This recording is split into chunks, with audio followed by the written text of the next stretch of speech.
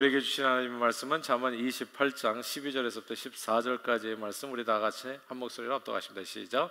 의인이 득어하면 큰 영화가 있고 악인이 일어나면 사람이 숨느니라. 자기 죄를 숨기는 자는 형통하지 못하나 죄를 자복하고 버리는 자는 불쌍히 여김을 받으리라. 항상 경외하는 자는 복되거니와 마음을 완악하게 하는 자는 재앙에 빠지리라. 아멘. 어릴 때 우리들은요, 우리 형제가 다섯이었는데, 제가 초등학교 때, 그러면 이제 졸망졸망하게 연년생이니까 이렇게 있잖아요. 그러면 이제 부모님이 이제 밖에 이제 일하러 가셨다가 이제 돌아오실 때가 되면, 우리는 이제 어머니는 한 오후 5시나 6시쯤 한번 돌아오신 걸로 기억하는데, 그러면 이제 어머니가 오실 때는 진짜 눈이 빠지도록 기다리곤 했었습니다. 왜냐하면 집안에 이제 먹을 것이 별로 없었던 가난했던 시절이었기에 이제 어머니를 기다리는 이유는 딱 하나죠. 어머니 손에는 늘 먹을 것이 들려 있었기 때문입니다. 이제 과거에는 무슨 냉장고 같은 게 없어서 집 안에 음식을 이렇게 쌓아놓고 살지를 못했었거든요. 그러니까 집안에 진짜 먹을 게 하나도 없는 거예요. 그러니까 매일같이 이제 시장을 보고 오신 거죠. 그래서 오실 때 멀리서도 보여요. 뭘 들고 오시는지가. 예. 그때는 뭐 이렇게 소모즈도 아닌데도 불구하고 다 들리고 다 보이고 눈도 좋았었어요. 하여튼 집에 그렇게 창거리를 가지고 오신 어머니께서는 이제 재빠르게 뭐 구수한 된장찌개를 끓인다든지 뭐 맛난 김치찌개를 끓인다든지 그래서 반찬을 놓고 온 가족이 함께 둘러 앉아서 이제 먹도록 하셨습니다. 그 시간은 우리 모두에게 거의 천국과 같은 행복한 시간이었죠. 모두가 이제 밥상에 둘러 앉아 이렇게 밥을 먹는 시간은 다 하나 되는 시간이었어요. 옛날에는 이렇게 밥상에 이렇게 동그랗었잖아요. 이렇게 동그랗게 둘러 앉아가지고 가운데다 국을 넣고 그다음에 밥그릇 들고서 이제 이렇게 먹는 건데 이제 이렇게 되면 딱 이게 밥상 공동체, 그러니까 하나 된 공동체. 그리고 그 시간은 참 먹는 그 식도락이라고 그러는데 얼마나 행복합니까? 나중에 알고 보니까 그 탄수화물이 사람을 행복하게 한다는 것도 알게 됐는데 그때는 그런 걸 몰랐었지요. 하여튼 먹는 즐거움이 있었던 거고 그 사이에서 이런저런 얘기도 하면서 하나 되기도 했었고 고단한 하루를 마무리하고 참된 안식과 그런 평화를 누리는 시간이었습니다. 그런데 어머니가 오시고 나서 좀 시간이 지난 후에 이제 아버님이 오시거든요, 집에. 아버님이 일터에서 돌아오실 때는 분위기가 완전히 달라집니다. 우리 가운데 그 누구도 아버지를 기다리는 사람은 없어요. 보통 술을 드시고 늦게 들어오시는 그것도 만취하셔서 옛날에는 왜들 그렇게 술들 마셨는지 알 수 없어요. 밤늦게 오셔서 근데 이제 밖에서 무슨 괴로운 일들이 많으셨던 것 같아요. 말해서 사람 관계에서. 그러면 집안에 들어오셔가지고 그 밤에 때로는 아이들을 괴롭히실 때가 있었어요. 그러니까 뭐 괴로운 일이 있으니까 그러셨는지 아이들에게 상대로 이제 푸는 거죠. 그래서 아버지의 인기척이 들리면 우리들은 모두 꼭꼭 숨어라 머리카락 보인다 해가지고 다 숨는 거예요. 조용히 자기 방으로 다 들어가서 이렇게 그냥 졸리지도 않은데 이불 뒤집어서 다 잠든 척하고 제발 그날은 그냥 조용히 지나가기를 속으로 기도하고 아버님은 분명 나쁜 분은 아니셨는데 자녀들이 만남을 기다릴 정도의 분도 아니셨습니다. 오늘 본문 12절의 말씀이에요. 함께 읽어볼까요? 잠언 28장 12절입니다. 같이 읽습니다. 시작. 의인이 득의하면 큰 영화가 있고 악인이 일어나면 사람이 숨느니라. 의인이 일어나면 큰 영화가 있고 악인이 일어나면 사람이 숨는다. 이 구절이 참 흥미로운데요. 우리는 이 말씀을 통해서 의인과 악인이 도대체 누군가를 알 수 있어요. 의인과 악인, 내가 의인인지 악인인지를 알 수 있는 어떤 이렇게 힌트를 주는 구절이라고 볼 수 있는데 주변 사람들이 그를 어떻게 대하는가를 보면 내가 악인인지 의인인지를 사람들은 다 착각 속에 빠져서 살잖아요. 나는 그래도 괜찮은 사람 아닌가? 근데 그 기준이 어디 있냐면 사람들의 주변에 나를 가까이 하려고 모여드는가 아니면 나를 멀리 하는가 나로부터 멀어지려고 하고 자꾸 숨으려고 하는가. 사실 사람들은요 아무에게나 다가가지 않습니다. 이 애도 키워보면 아무에게나 다가오지 않아요. 그냥 이게 정말 애들도 다 알아요. 누가 나를 좋아하는지 나를 싫어하는지. 사람들이 가까이 하는 사람은 베풀고 나누는 따뜻한 사람입니다. 다른 일을 즐겁게 하고 배부르게 하고 복되게 하는 사람입니다.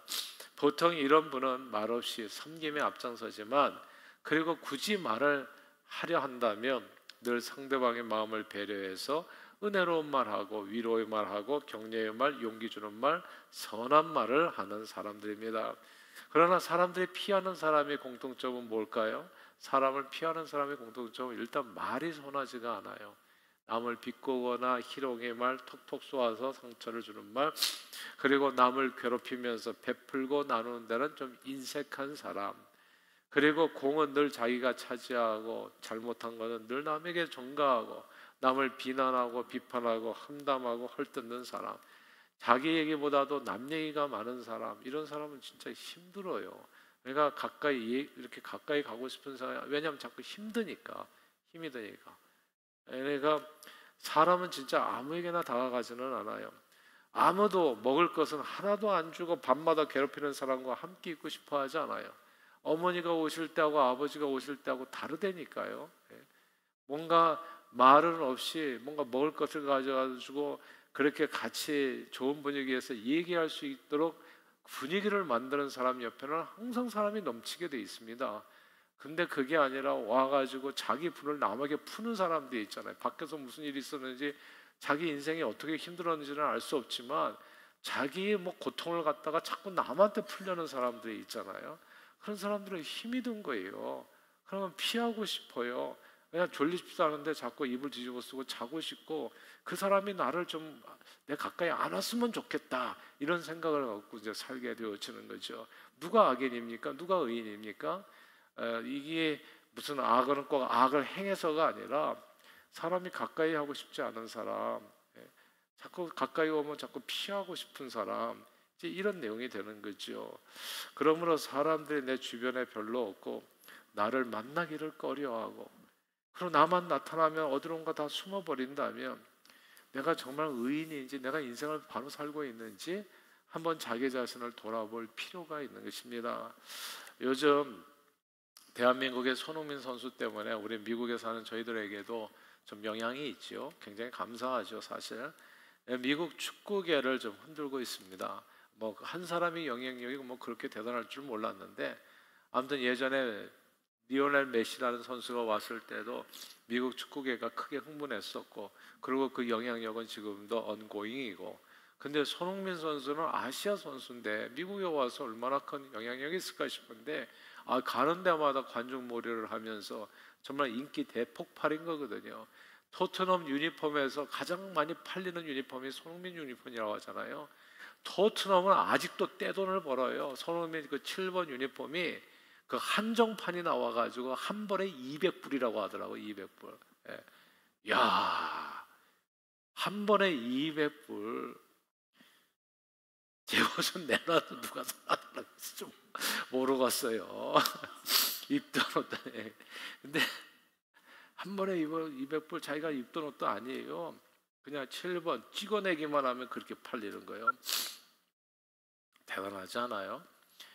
토트넘이라는 팀에서 지난 10년간 뛰면서 토트넘 역사상 최고의 외국인 선수이자 최장수 외국인 선수로 전설이 되었습니다. 레전드라고 얘기하죠.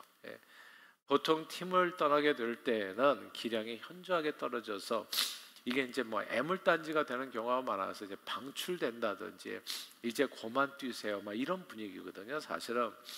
그런데 손흥민 선수는 이제 박수 칠 때 떠나서, 계약 기간 중에서 떠나서 모두가 그리워하는 선수가 됐는데, 특히 토트넘에서 토트넘 관계자들과 팬들이 손흥민 선수를 더욱 높이 평가하는 까닭은 그의 인성 때문이라는 거. 사람이 가까이 하고 싶어하는 선수예요. 다 좋아해요. 선수들이 다. 그러니까 이렇게 되는 거 힘들거든요. 몇 년 전에 그 EPL에서 득점왕 할 때 여러분 그거 아세요? 그냥 11명의 선수들이 손흥민이 공을 넣을 수 있도록 계속 패스해 주는 거. 11명이 다 한 선수를 갖다가 정말 영화롭게 하기 위해서 한 몸이 돼서 움직여요. 진짜 그런 경우를 보기는 힘들어요. 다 이기적인 그 EPL에서 내 한 골이 사실 내 밥줄하고 연결되어 있는 그런 좀 치열한 경쟁적인 그런 무대에서 남을 위해서 그렇게 살아가는 건 쉬운 게 아니거든요. 이 사람이 선한 사람이라는 것을 어떻게 알 수 있냐고요. 사람이 떠나는 사람인가 사람이 붙는 사람인가 그걸로 알 수 있는 거거든요. 근데 요번에도 그랬는데 이 LAFC죠. 로스앤젤레스 축구팀과 이제 계약을 했는데 근데 원래 손흥민 선수가 1년 계약이기 때문에 1년만 지나면 자유계약 선수가 돼요. 그러면 토트넘에서는 정말 아무런 이적료 1불도 받지를 못합니다. 자유계약 선수는 그냥 풀어주는 거거든요. 그러니까 자기 마음대로 갈 수 있어요. 그럼 계약 조건도 훨씬 더 좋고 개인적으로 받는 돈도 훨씬 더 많을 수 있어요. 도움이 많이 되거든요. 근데 손흥민 선수는 일부러 토트넘과 1년 계약을 해요. 2025년에서부터 2026년까지 계약을 한 상태에서 LAFC하고 하니까 어떻게 돼요? LAFC라는 팀에서 이적료를 누구한테 줘야 돼요? 토트넘에 줘야 되는 겁니다. 손흥민이 갖는 게 아니라 그게 300억이 넘잖아요. 그러니까 자기가 떠날 때에도 자기가 몸담고 있는 그 구단에 감사한 마음을 달러로 표현한 거죠. 그래서 다른 선수들을 또 이렇게 영입할 수 있고 키울 수 있도록. 그러니까 이 선수를 이뻐하지 않을 길이 없는 거예요. 그 팬들과 그 구단주들은. 사람은 만날 때도 중요하지만 떠날 때는 더욱 중요하다고. 자유계약 선수로 얼마든지 돈 한 푼 안 남겨주고 그냥 훌쩍 갈 수도 있는데도 불구하고 일부러 계약서에 사인해가지고 1년 만들어 놓고 그 사이에 LAFC하고 계약하면서 이적료를 갖다가 토트넘 구단이 받을 수 있도록 해줬다는 거. 그러니까 결코 미워할 수 없는 진정한 의미에서의 토트넘의 전설이 된 겁니다. 의인이 일어나면 큰 영화가 있다고 오늘 본문에 얘기하잖아요. 이 손흥민이라는 선수를 통해서 미국 축구계가 들뜨고 있어요. 흥행이 되고 있는 겁니다. 큰 영화가 임하는 거예요. 이것을 일레이션, 빅 일레이션이라고 영어로는 표현하는데 그냥 큰 부흥이 있는 것을 얘기하는 겁니다. 의인이 일어나면 큰 부흥이 생겨요. 그가 가는 곳마다 시장이 만들어지고 사람들이 모이고 이런 일이 벌어진다는 것을 오늘 성경이 얘기하는 거예요. 성경이. 이게 지혜라는 거죠. 우리가 보통 좋은 사람들이 모이는 사람을 향해서 그 사람은 인덕이 많다 이렇게 표현해요. 인복이 있다. 이렇게 좋은 사람이 많이 모이나. 근데 우리 교회도 인복이 있는 것 같아요. 좋은 사람들이 많이 모이잖아요. 이게 인복이에요. 옛날에는 살짝 그러지 않았던 순간들이 옛날에 과거에 있었어요. 그래서 모이는 사람들이 험악해가지고 그냥 부딪히고 그랬었는데 지금은 정말 좋으신 분, 헌신하려시는 분, 선교하려는 분, 그런 분들이 이렇게 모여들어서 너무너무 감사하잖아요. 그래서 누가 그러더라고요. 진짜 인덕이 있는 것 같다, 인복이 있는 것 같다. 그게 바른 길을 걸어갈 때 하나님께서 주시는 축복의 내용이라는 거죠. 물론 모든 것이 하나님의 은혜이지만 사람들이 모여드는 사람에게는 특징이 있다는 거. 사람들은 남을 복되게 하고 배려하고 감사할 줄 아는 사람, 그리고 기뻐하는 사람들, 선한 말과 행실로 다른 이들을 복되게 하고 풍요롭게 하는 사람이 인덕이 있게 되고 인복이 넘치게 되는 겁니다. 그러므로 늘 선한 말과 행실로 주변 사람들에게 은혜를 끼쳐서 좋은 사람들이 몰려드는 그런 인복을 누리시는 저와 여러분들이 다 되시기를 바랍니다. 그리고 함께 더불어 살아가는 이 세상을 정말 빅 일레이션, 그러니까 진짜 다 부흥시키는데 이 세상을 영화롭게 하는 일에 정말 존귀하게 쓰임받는 저와 여러분, 그뿐만 아니라 주님의 몸된 이 동산교회가 되기를 바라요. 제가 보니까 우리 교회가 여기 이사 오고 나서 이 뉴저지 이 리틀 페리, 아무도 알아주지 않았던 이 리틀 페리가 빅 페리가 되는 것 같아요. 이 동네가 얼마나 부흥하는지 알 수가 없어요. 우리 교회가 들어오고 나서부터 생긴 현상이라는 거 아세요, 여러분? 이런 것도 좀 주목하셔야 돼요. 저절로 된 게 아니에요. 리틀 페리는 진짜 변화가 없는 동네였는데 우리가 이사 오고 우리 교회가 계속 하나님의 은혜 가운데 선교팀 보내고 하다 보니까 그 리틀 페리 하나님 들어와가지고 거기만 중심지가 돼가는 것 같고요. 계속 아파트가 세워지고 동네가 변하고 있잖아요. 여러분 생각해 보세요. 뉴 일레이션, 빅 일레이션이 정말 하나님께서 복 주시는 사람을 통해서 있게 되어진다는 것. 그래서 저와 여러분 그리고 우리 주님의 몸된 교회를 통해서 함께 더불어 살아가는 이 세상이 정말 영화롭게 되어질 수 있도록 그렇게 쓰임받은 우리 모두가 되기를 주 이름으로 축원합니다. 자, 첫 번째 말씀 같이 나눴습니다. 의인과 악인이 누구냐? 사람이 가까이 하는 사람, 이런 사람들이 하나님께서 기뻐하시는 하나님의 사람이라는 것. 옛날에 두 번째로 옛날에 버릇없이 제멋대로인 사람을 가리켜서 이제 좀 옛날에는 험한 말로 그렇게 쓰곤 했었어요. 아비 없는 자식이라는 표현을 쓰곤 했었습니다. 사실 왜 아비 없는 자식이라는 말을 썼냐 하면 옛날에는 아버지가 보통 엄친이었거든요. 그래서 엄한 가르침으로 아버지가 뭐 밥상 교육도 하시고 그리고 이제 또 아이들이 말 안 듣는 아이들은 이제 또 몽둥이도 드셔서 매질을 해서라도 바른 길을 가도록 그래서 아버지 두려워하면서 이제 이렇게 몸가짐을 갖다가 이렇게 바르게 하는 그런 부분들이 과거에 있었던 거거든요. 그런데 그 아버지를 무서워하지 않으면 어떻게 돼요? 아버지 말을 들어도 그만 안 들어도 그만 소홀히 듣거나 순종하지 않으면 그때 버릇없이 크게 돼가지고 이제 아비 없는 자식이라는 말을 밖에서 이제 듣게 되는 겁니다. 근데 이게 보니까 신앙생활도 마찬가지예요. 하늘 아버지를 경외하지 않으면 하나님 말씀을 순종하지 않습니다. 하늘 아버지를 두려워하지 않잖아요. 말씀 순종하지 않아요.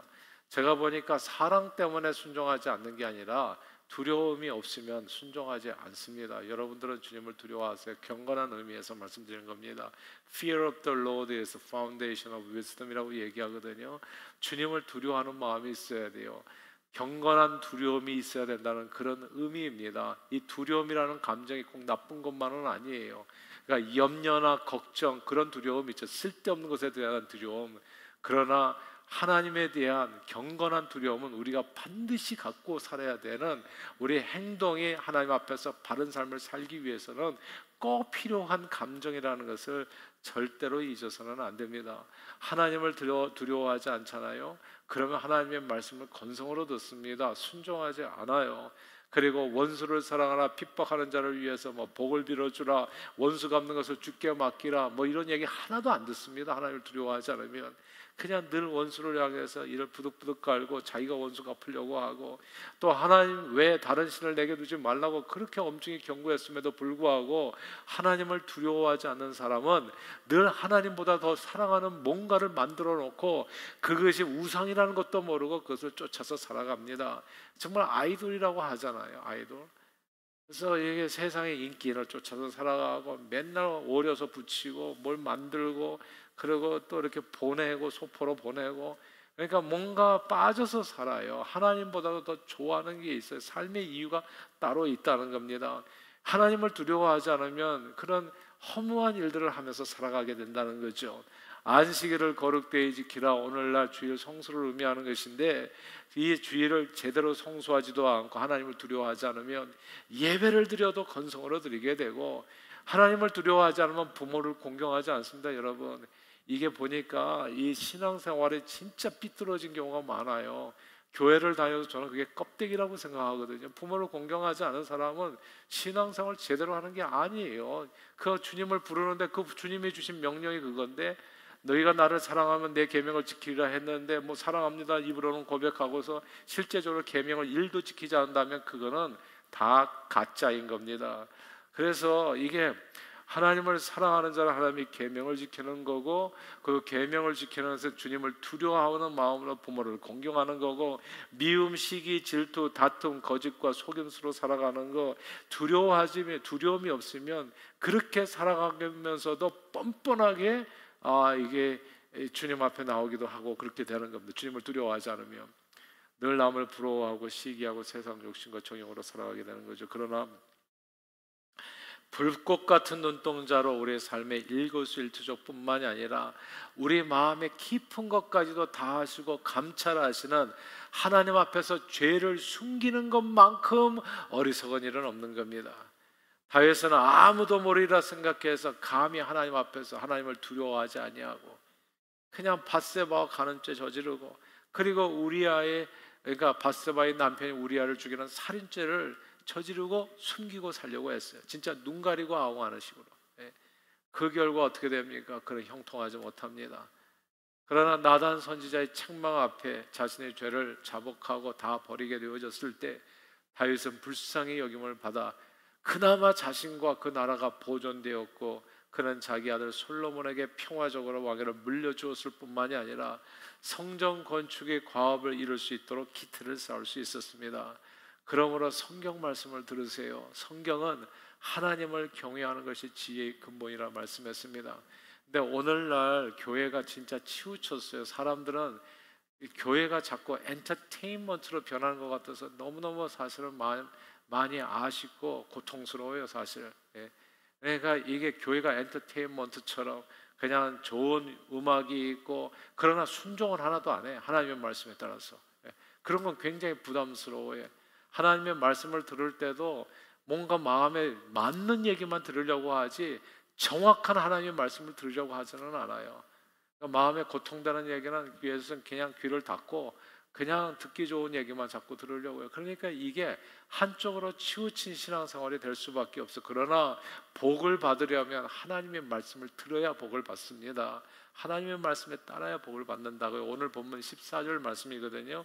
14절 한번 읽어볼까요? 28장 14절입니다. 같이 읽겠습니다. 시작. 항상 경외하는 자는 복되거니와 마음을 완악하게 하는 자는 재앙에 빠지리라. 아멘.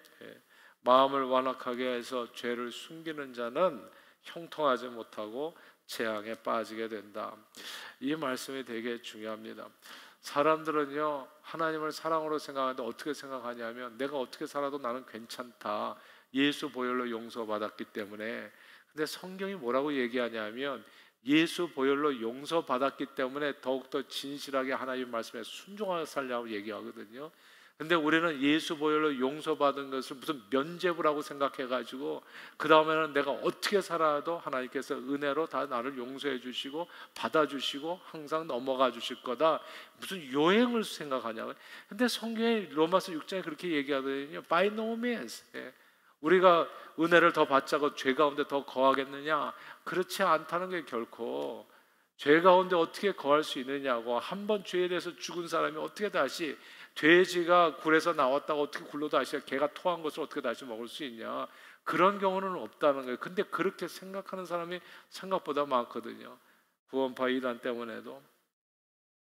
예수 십자가 보혈의 공로를 믿는 자들의 죄를 다 용서하시고 하나님께서 구원의 길을 열어주시지만은 용서받은 자가 계속해서 일부러 하나님의 사랑을 시험하여 짓는 죄에 대해서 성경은 이렇게 경고했습니다. 히브리서 10장 26절 이하인데요. 우리가 진리를 아는 지식을 받은 후 짐짓 죄를 범한 즉 다시 속죄하는 제사가 없고 오직 무서운 마음으로 심판을 기다리는 것과 대적하는 자를 태울 맹렬한 불만이 있으리라. 모세의 법을 폐한 자도 두세 증인으로 말미암아 불쌍히 여김을 받지 못하고 죽었거든. 하물며 하나님의 아들을 짓밟고 자기를 거룩하게 한 언약의 피를 부정한 것으로 여기고 은혜의 성령을 욕되게 하는 자가 당연히 받을 벌을, 형벌은 얼마나 더 무겁겠느냐 너희는 생각하라. 그래서 예수 믿은 다음에는 더 두려움이 있어야 됩니다. 경건한 두려움이. 말 함부로 하면 안 돼요. 행실도 그렇고요. 제가 늘 1절만 하라고 얘기하는 게 사람이 자기도 모르게 1절은 잘못할 수 있어요. 실수할 수 있어요. 말 함부로 할 수 있어요. 잘 생각해 봐야 돼요. 그거 계속 반복하면 안 됩니다. 그냥 1절만 하고 잘 돌아보고 그리고 용서하고 사랑하고 그리고 섬기고 그리고 이 따뜻한 말로 위로해주고 그리고 이게 이 세상에 죽음 앞에 서면 하나도 중요한 게 없어요. 온세자매 오늘 새벽에도 얘기했지만 저하고 만났을 때 뭐가 중요한지 모르겠다고, 예전에 내가 왜 이렇게 살았는지 정말 껄껄껄 후회하고 살지 않도록 그냥 우리가 보면은 다툴 때 보면 고집 때문에 다투거든. 내 생각이 100% 옳다는 것 때문에 다투거든요. 근데 제가 보니까 별로 중요한 게 아니에요. 우리 제 아내하고 옛날에 싸울 때 그랬었는데 한참 다투다가 항상 결론은 이게 천국 가는 거하고 무슨 상관이 있냐고. 우리 뭐 하나님 앞에서 이거 상 받을 일이냐고. 아니면 그만두자고. 그리고 당신 뜻대로 하세요. 뭐 중요한 거 아니니까. 정말 중요한 건 영혼을 구원하는 거예요. 선교하는 거라고요. 복음을 전하는 거, 이거보다도 뭐가 중요해요? 그리고 섬기는 거, 섬길 수 있으면 섬기는 거예요. 봉사하고 나누고 베풀고 입은 닫고, 그리고 최선을 다해서 할 수 있으면 하고 못하면 안 하면 되는 거고. 예. 근데 우리는 자꾸 이게 뭘 방식이 있잖아요. 내 방식이. 근데 그거 가지고 얘기하다 보면 피곤해요. 예. 그러면 그게 하나도 중요한 게 아니야. 근데 또 그렇게 얘기하면 또 내 방식이 또 다른 사람은 다른 방식이 있어. 부딪히는데 그런 게 아무 의미가 없다는 거. 정말 중요한 건 한 영혼을 주님 앞에 인도하는 게 중요하다. 그거보다도 중요한 일은 없어요. 예전에 초등학교 때 친구가 항상 그랬어요.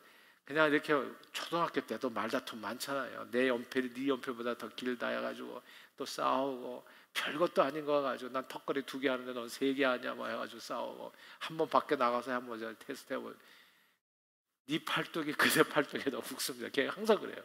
그래, 네 팔뚝에 더 굵다. 그러고 네가 이겼다. You won. 이제 정말 별로 중요하지 않은 일에 삶을 허비하면 안 되리라 생각하는데, 아무튼 예수 믿고 난 다음에는 우리 삶이 변화돼야 돼요. 그러니까 그 예수 믿고 난 다음에는 더욱더 진실해야 되고, 더 하나님의 말씀에 우리가 순종하는 사람이 돼야 되고, 하나님 기뻐하시는 일이 무엇인가를 생각해야 되고.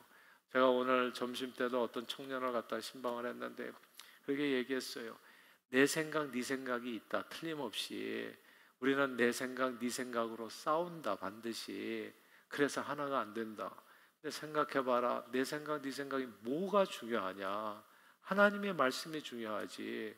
그러니까 항상 잘 정리가 안 될 때는 주님이라면 어떻게 하셨을까 한번 생각해봐라. 그리고 하나님의 말씀에 따라 순종하며 살면, 그러면 형통할 것이다. 네가. 제가 오늘 청년 만나가지고 그렇게 권면을 해줬어요. 부부 생활에서도요, 꼭 그래요. 내 생각 네 생각 고집으로 싸우는 거예요.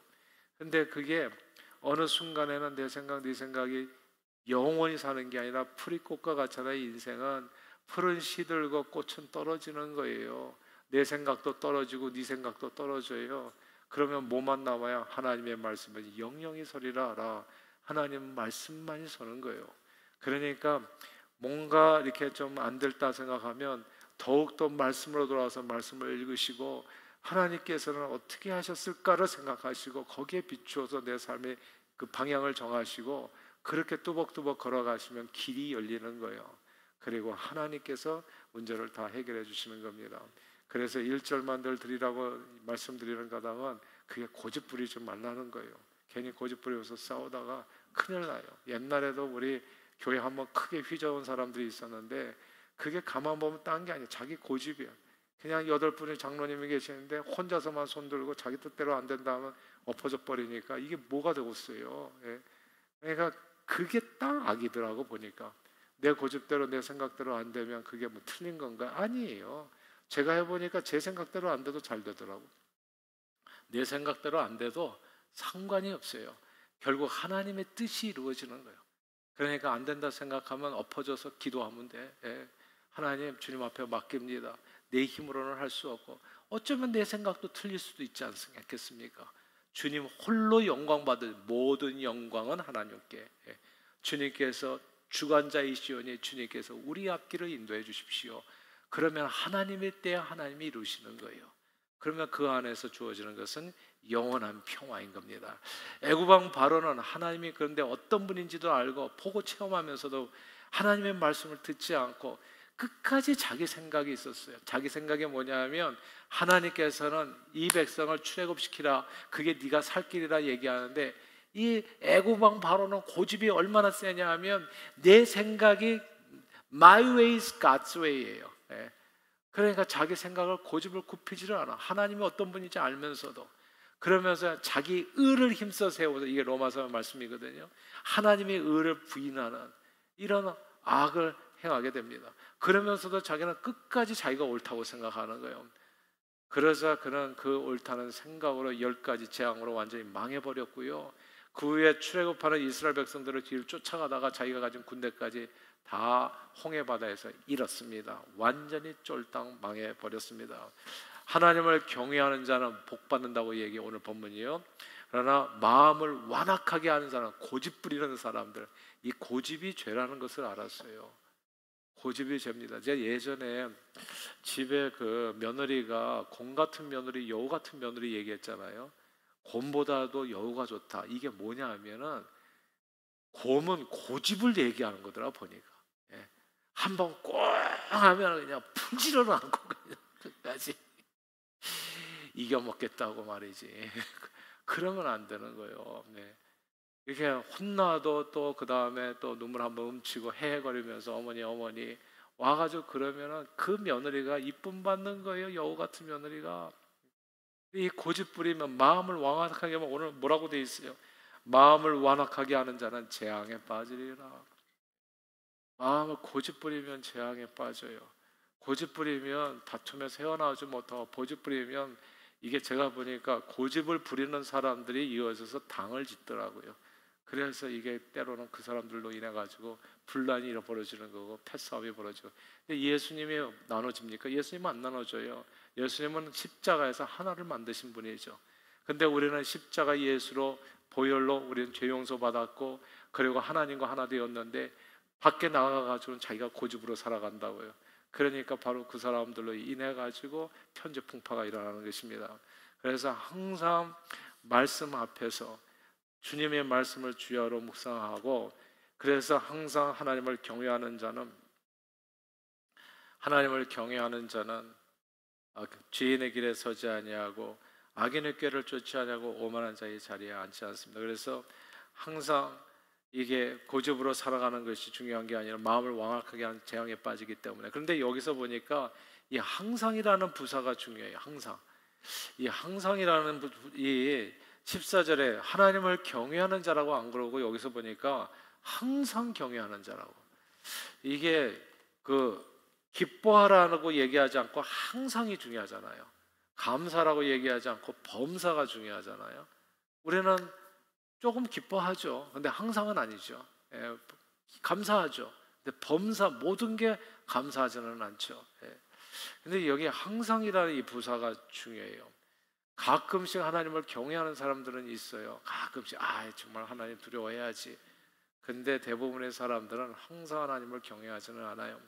하늘에 계신 아버지 전능하신 하나님, 인생의 모든 생사와 복을 주관하시고 내 입술의 말과 행실로 모든 오직 몸과 영혼을 능히 지옥에서 멸하실 수 있는 그 하나님을 두려워하지 않아요. 하나님께서 그를 두려워하라고 얘기하는데요. 마치 아비 없는 자식처럼, 그리고 하나님 아버지 없는 자식처럼 두려움 없이 말하고 생각하고 행동합니다. 그러나 하나님은 없인 여김을 당치 아니하시나니 사람이 무엇으로 심든지 그대로 거둔다는 사실을 우리는 절대로 잊어서는 안 됩니다. 콩 심으면 콩이 나고 팥 심으면 팥 난다고. 하나님은 우리가 심은 대로 정직하게 거두게 하십니다. 그러므로 여호와를 경외하는 것이, 근데 항상 경외하는 것이 지혜의 근본입니다. 말을 한마디 하더라도요, 하나님 앞에서 이게 바른 말인가 생각해 볼 수 있으면 도움이 될 거예요. 나의 행실이 하나님의 말씀에 비추어서 이게 정결한지 한번 생각해 보시면 도움이 될 겁니다. 하늘 아버지를 두려워해야 바른 삶을 살 수 있어요. 저는 그러니까 예수 믿고 나서 신앙심이 깊어진다는 것은 점점점 하나님을 두려워할 줄 알, 경건한 두려움을 얘기하는 겁니다. 그거라고 생각을 해요. 그러니까 제가 바르게 살면 못된 짓을 안 하는 까닭은 사실 저는 하나님을 두렵기 때문에 그래요. 하나님이 살아계셔요. 그리고 심은 대로 반드시 거두게 하세요. 내가 우리 아이들에게도 이 가정 예배 드릴 때마다 얘기하는 게, 너 하나님 너무 쉽게 생각하면 안 된다. 진짜 consequences 반드시 있다. 네가 뭘 하든지 간에, 어떻게 말을 하든지 행동하든지 간에 반드시 consequences가 있다 하는 일에 대해서 하나님께서 상을 주신다. 그러나 상만 주시는 것이 아니라 하나님의 말씀을 어긋장 나갈 때에는 반드시 거기는 consequences가 있다. 성경을 봐라. consequences가 없었던 사람이 어디 있냐. 예수 십자가가 그것을 얘기하는 거거든요. 십자가에 예수님께서 피를 흘려서 몸이 갈기갈기 찢어서 죽었다고요. 그게 뭐냐면 우리 죄를 대신 담당하셨거든요. 주님께서, 하나님께서 용서를 그냥 해주신 게 아닙니다. 아들 몸을 다 찢어서 용서해 주신 거예요. 이게 무슨 뜻인 줄 아세요? 너희 회개치 않으면 그렇게 찢긴다는 거예요, 우리 삶이. 근데 그 두 가지를 같이 보여주신 거예요. 사랑이면서도 공의가 예수 십자가 앞에 나타난 겁니다. 하나님을 두려워해야, 경건한 두려움이 있어야 바른 삶을 살 수 있습니다. 그리고 주를 경외하는 일은요, 가끔씩 해서는 안 돼요. 항상 호람되어 늘 주 앞에서 사려고 해야 됩니다. 하나님이 바로 내 앞에서 시퍼렇게 살아계시다는 사실을 기억하고 늘 그분 앞에 산다는 마음으로 살아야 됩니다. 성경 말씀대로 분을 내어도 하루 이상 분을 품지 말고, 모든 더러운 말은 입 밖에도 내지 말고, 항상 선한 말로 은혜를 끼치며 선한 일에 너그러운 자가 되고, 때를 얻든지 못 얻든지 복음을 전하며 봉사하고 전도하고 선교하는 일에 앞장서야 합니다. 이렇게 항상 하나님을 경외하는 자는 복을 받습니다. 신앙생활의 목적은 뭐라고요? 복 받기 위해서 하는 거예요. 이 교회 이렇게 이 이모션을 뭐 이렇게 흥분하기 위해서 신앙생활하는 게 아니에요. 신앙생활은 하나님밖에 주실 수 없는 그 놀라운 축복을 받기 위해서 하는 거예요. 그건 영생의 축복이고, 또 이 땅에서 살아갈 때는 평안의 축복이에요. 그리고 기쁨의 축복이고, 그게 blessed are those예요. happy are those. 행복한 삶, 그 어디에서도 찾을 수 없는 그 복을 하나님이 주신단 말이죠. 항상 하나님을 경외하는 자가 복을 받습니다. 아브라함, 이삭, 야곱, 요셉, 모세, 다윗, 다니엘, 베드로, 바울, 성경의 모든 하나님의 사람, 복받은 사람들은 한 사람도 빠짐없이 항상 하나님을 경외하는 사람들이었고, 그들은 모두 복받았습니다. 그러므로 항상 하나님을 경외함으로 말씀에 비추어 하나님께 지은 죄를 자복하고 불쌍히 여김을 받고 재앙을 면하시고 하나님 주시는 축복을 풍성히 누리시는 저와 여러분들이 다 되시기를 주의 이름으로 축원합니다. 말씀을 그냥 정리할게요. 지금 들은 얘기들, 항상 하나님을 경외하는 자는 죄인의 길에 서지 않고 악인의 꾀 쫓지 아니하고 오만한 자의 자리에 앉지 않습니다. 그리고 여호와의 말씀을 주야로 묵상하고 차로나 우러나 치우침 없이, 주님이 뭐라고 말씀하셨는가, 내 생각 네 생각이 아니라 하나님이라면 어떻게 하셨을까, 예수님이라면, 이거 생각하는 사람이죠. 그리고 그렇게 주님을 본받아서 살려고 하는 사람, 이제 이 사람이 항상 복된 삶을 누리게 돼요. 하나님을 최고로 사랑하고, 그래서 정말 예배가 살아있는 사람이에요. 하나님을 사랑하는 것을 무엇으로 표현해요? 예배로 표현하는 거예요. 그래서 내 삶을 드리는 것으로, 헌신으로, 그리고 이웃을 자기 몸처럼 사랑하면서 살아가는, 말과 행실에서 늘 선함과 인자함이 넘치고, 그런 사람에게는 사람들이 모여들게 돼 있어서 인덕과 인복이 넘쳐나게 되고 큰 영화가 뒤따르게 되는 겁니다. 하나님께서는 항상 하나님을 경외하는 자를 축복해 주시는 것이죠. 그러므로 늘 하나님을 경외하는 신실한 신앙생활로 죄에서 떠나 자신을 복되게 하시고 세상을 영화롭게 하는 일에 존귀하게 쓰임받는 저와 여러분들이 다 되시기를 주의 이름으로 축원합니다. 하나님 아버지, 가끔씩이 아니라 항상 하나님을 경외함으로, 말씀에 순종함으로 죄에서 떠나 하나님께서 주시는 복을 받아 누리며 주변 이웃과 세상을 영화롭게 하는데, 부흥시키는데 존귀하게 쓰임받는 저희 개개인과 주님의 몸된 교회가 되도록 은혜 내려 주옵소서. 예수 그리스도 이름으로 기도합니다.